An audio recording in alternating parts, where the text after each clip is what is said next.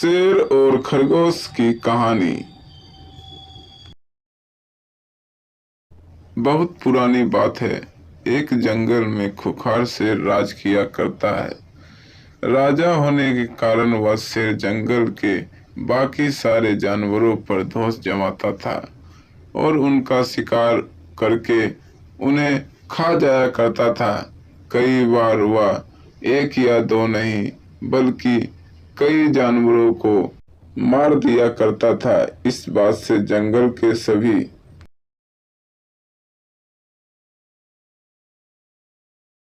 जानवर बहुत परेशान थे। उन्हें डर लगता था कि इस तरह एक दिन शेर जंगल के सारे जानवरों को खा जाएगा। इस बात का हल निकालने के लिए सभी जानवरों ने फैसला किया कि वो जाकर शेर से बात करेंगे और उसे समझाने की कोशिश करेंगे। इस फैसले के बाद हिम्मत करके दूसरे दिन सभी जानवर शेर के पास गए। शेर अपनी गुफा में आराम कर रहा था। उन सभी के आने के कारण उसकी नींद खुल गई। उन सभी को एक साथ देखकर शेर गुस्से से बोला, तुम सभी एक साथ यहाँ क्या कर रहे हो? मैंने कोई दावत रखी है क्या? इस बात पर जानवर दल का सरदार बोला, महाराज, हम सभी यहाँ आपसे एक विनती करने आए हैं। दरअसल आप जब भी शिकार पर निकलते हैं तो एक साथ कई जानवर मार देते हैं, जिनमें से कई को आप खा भी नहीं पाते। आपके ऐसा करने से हमारी संख्या कम होती जा रही है और आपकी प्रजा छोटी होती जा रही है।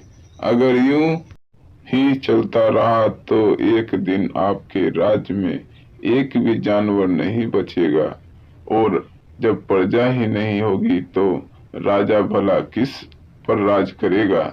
इसलिए आपको सदैव अपना राजा बनाए रखने के लिए हमने आपके भोजन का इंतजाम करने के लिए योजना बनाई है। हमारा सुझाव यह है कि आप शिकार पर ना निकला करें, बल्कि हम खुद रोज एक जानवर आपकी गुफा में भेज दिया करेंगे। इस तरह रोज आपका भोजन भी हो जाएगा, आपको मेहनत भी नहीं करनी पड़ेगी और आपकी प्रजा को भी राहत रहेगी। शेर को जानवरों की योजना सही लगी और उसने कहा, ठीक है, मुझे तुम्हारा सुझाव मंजूर है, लेकिन एक बात का ध्यान रखना। अगर किसी दिन मेरा भोजन आने में देर हुई या भोजन कम आया तो मैं जितना चाहूं उतने जानवरों को मार डालूंगा। जानवरों ने उसकी बात पर सहमति जताई और वापस अपने घर को लौट आए। उस दिन के बाद से हर रोज एक जानवर शेर की गुफा में पहुंच जाता और शेर उसे मारकर अपना भोजन बना लेता। यूं ही चलते चलते एक दिन खरगोश की बारी आई। वह बहुत छोटा था लेकिन चतुर भी था। उसने सोचा कि रोज शेर के हाथों एक जानवर मारा जाता है, यह तो गलत है। इस परेशानी का समाधान करने के लिए कोई चाल चलनी पड़ेगी। तभी उसके दिमाग में एक आइडिया आया। वह धीरे धीरे घूमता फिरता शेर की गुफा तक पहुंचा। वहां पहुंचकर उसने देखा कि शेर गुस्से से आग बबूला हो रखा है। शेर ने जैसे ही खरगोश को देखा, उसका गुस्सा बढ़ गया और वह दहाड़ कर बोला, तुम जरा से खरगोश मेरा पेट भरने आए हो और ऊपर से इतनी देरी से आए हो।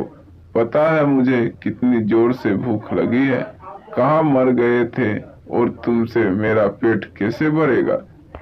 शेर को तिलमिलाया हुआ देख खरगोश बोला, महाराज, मैं आपकी सेवा में अकेला नहीं आ रहा था, बल्कि मेरे साथ मेरे 5 साथी और भी थे। लेकिन मगर महाराज, रास्ते में हमें एक और शेर मिल गया जो हमें खाने की जिद करने लगा। वह मेरे साथियों को मारकर खा गया। मैं किसी तरह अपनी जान बचाकर यहाँ आया हूँ। यह सुनकर शेर और ज्यादा गुस्सा हो गया।